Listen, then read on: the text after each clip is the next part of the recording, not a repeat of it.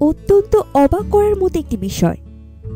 এই বৃদ্ধের গায়ের চামড়া গাছের ছালের মতো। চলুন এই সম্পর্কে বিস্তারিত জেনে নিই ফ্রিকি নিউজে।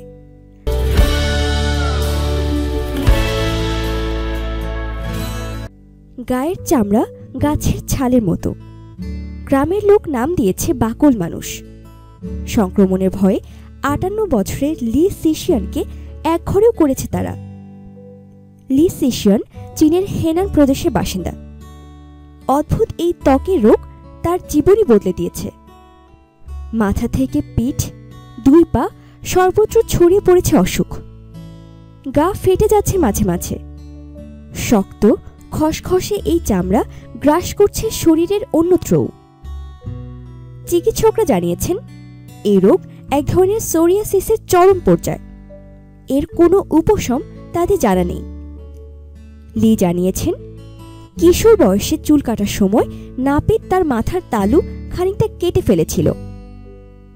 কাটা জায়গা থেকে বেরিয়ে আসে অদ্ভুত ধরনের পুঁজ।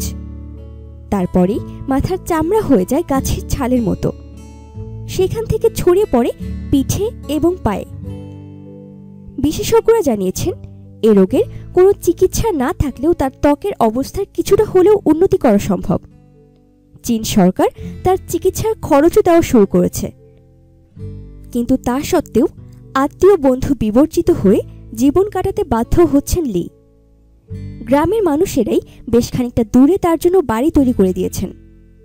আশঙ্কা কাছাকাছি থাকলে পাছে তারাও আক্রান্ত হবেন এই রোগে। আর ভিডিওটি ভালো লাগলে লাইক করতে এবং কমেন্ট করে আপনাদের মতামত শেয়ার করতে ভুলবেন না কিন্তু।